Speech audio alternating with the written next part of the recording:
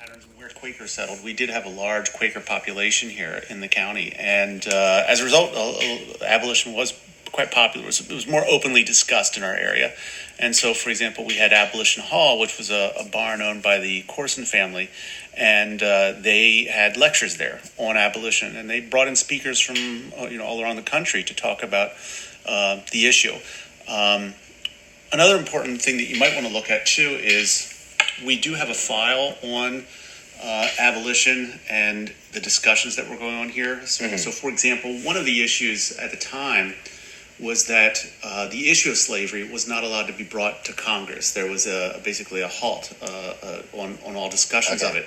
And so we have a petition here in which many Quakers signed it to basically take it to Congress. And they knew nothing was going to happen, but it would force them to read the petition and all the names on the petition, so it would slow down their work. So we have issues like that arose as well.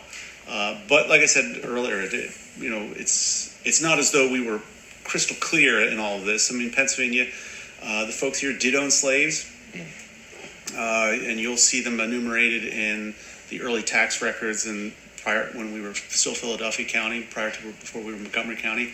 The Gradual Abolition Act gets passed in 1780, but still in 1790 and 1800, you'll still see slaves counted. Petitions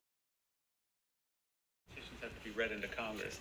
And so they weren't allowed to talk about slavery, but they could create these petitions for the American Anti-Slavery Society, and lots of people would sign it. And so even though they couldn't talk about it, it still had to be read into the record books. Wow. And so that was very intentional.